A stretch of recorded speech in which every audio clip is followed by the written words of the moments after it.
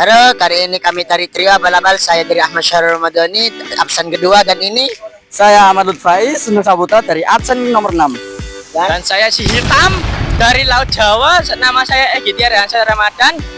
Absen saya 16. Nah, kami di sini akan mempersatukan atau mengofrodkan tentang kota lama ini, kota lamanya ya guys, kota lamanya ini guys, sama Jembatan Merah. Kali ini kita akan ke Jembatan Merah dulu, oke?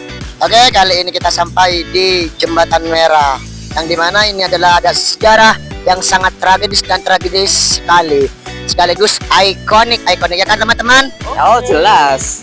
Oke, kali ini akan Jembatan Merah. Kali ini saya akan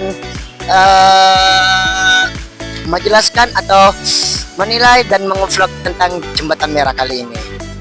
Oke guys, kali ini saya berada di Jembatan Merah Surabaya, yang dimana di sini adalah Jembatan Merah sangat ikonik dan memiliki sejarah.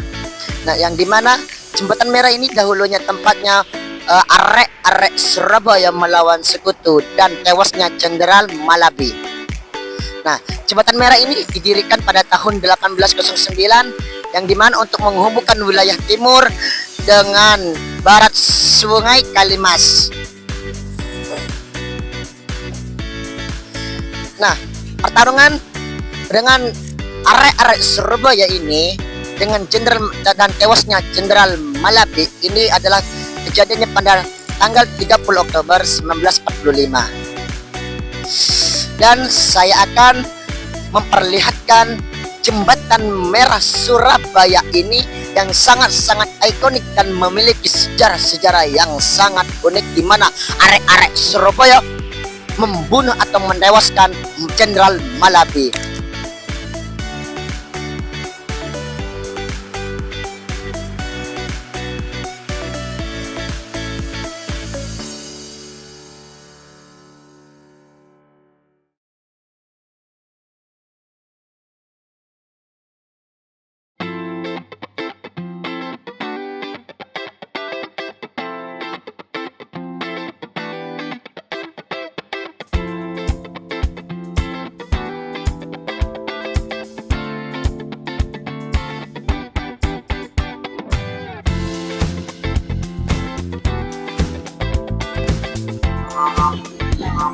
Yo, sekarang kita di sini di mana saya berada di Kota Lama Surabaya.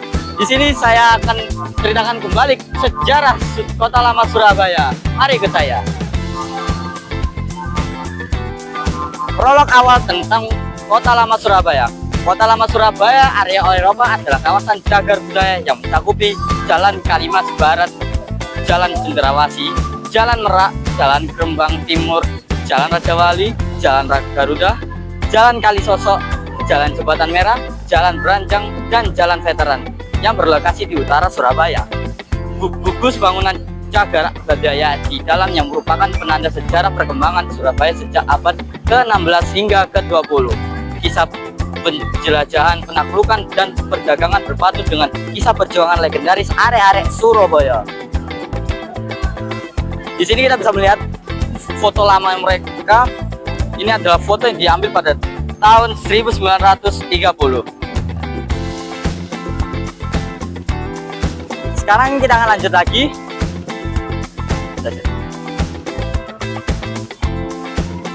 Aduh, gurih.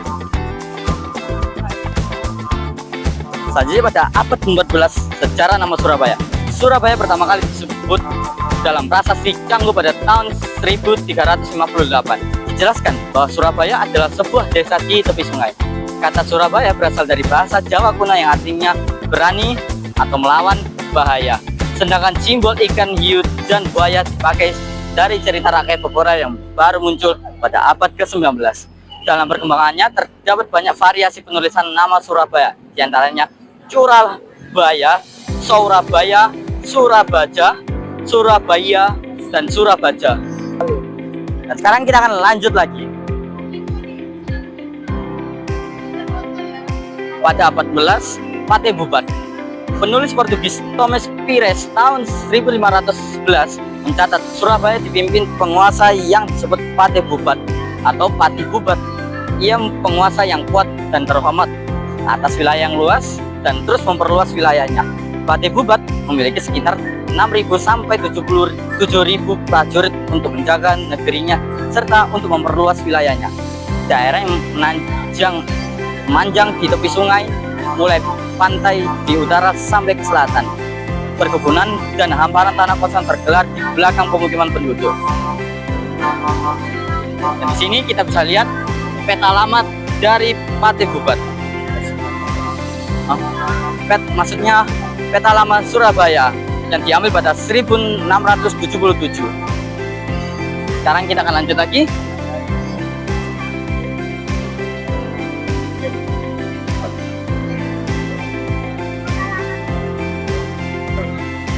Dan sekarang pada abad 17, Surabaya dikuasai Mataram.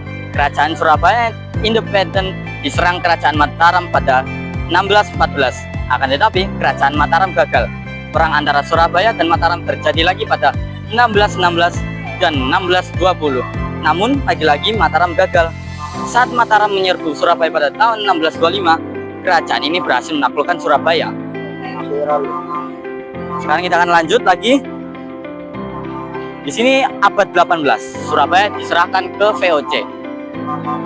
1743, Raja Mataram Pakubowo II menyerahkan Surabaya pada Gubernur Jenderal VOC, Gustav Willem Baron dan Van Imhoff secara resmi sebagai imbalan atas bantuan VOC kepada Mataram karena menangkap Trunajaya, bangsawan Madura yang melawan Mataram karena pemerintahannya dinilai sewenang-wenang kala itu.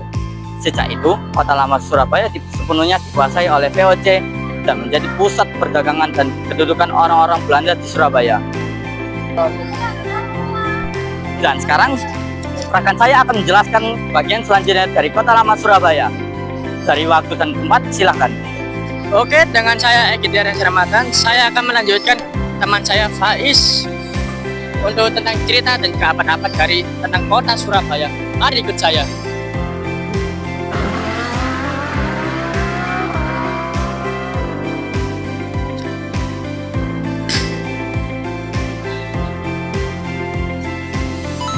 Baiklah teman-teman saya, kita akan berarti dapat 19, di mana kota perdagangan utama.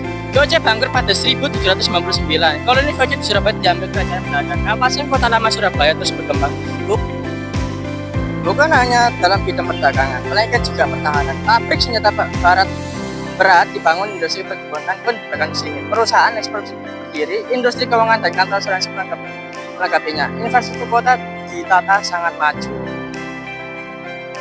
Mari kita lanjutkan ke abad 20, di mana kota dan perjuangan. Awal abad ke-20, Surabaya menjelma di kota paling sibuk negeri koloni. Jumlah penduduknya lebih banyak dibandingkan penduduk Batavia, Jakarta. Dengan perputaran uang terbanyak, hanya karena suksesnya industrialisasi dan perdagangan hasil perkebunan. Dampaknya, ketimpangan muncul dari kalangan buruh. Dalam situasi ini, dan perlawanan pertama lahir dari sebuah Sadraka Selamat.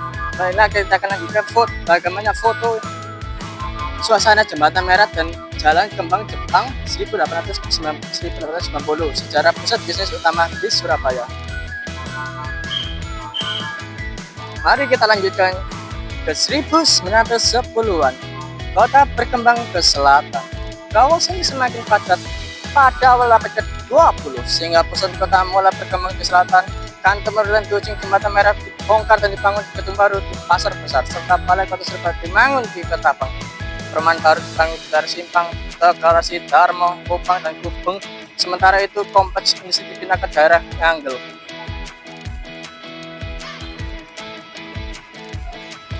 Kita akan lanjut ke 1945, di mana revolusi kemerdekaan.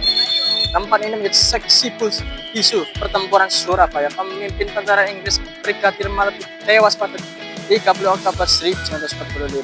Peristiwa ini memicu pertempuran Surabaya yang terjadi pada tanggal 10 November 1945. Surabaya diserang Inggris selama 3 minggu. Peristiwa tempuran Surabaya menjadi dasar pemerintah memiliki Hari Pahlawan. Setiap tanggal 10 November teman-teman Surabaya dengan gelar kota pahlawan. Mari kita lihat foto itu, teman-teman.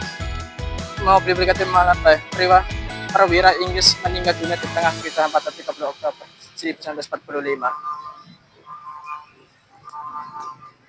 Baiklah, ini yang terakhir dan mungkin saya akan membahaskan nanti dengan kemungkinan besok.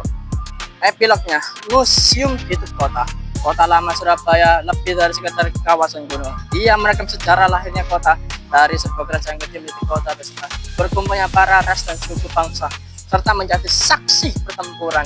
Pada akhirnya, kota lama telah epicentrum cagar budaya membentuk sekaligus dibentuk oleh para suku bangsa, kebudayaan dan kepahlawan. Museum itu perjalanan kota sebetulnya hingga saat ini. Mari kita lihatlah foto sekarang pada 1945. Suasana menuju penutup Surabaya di Jembatan Merah pada tahun 1880. Kita bersama teman-teman.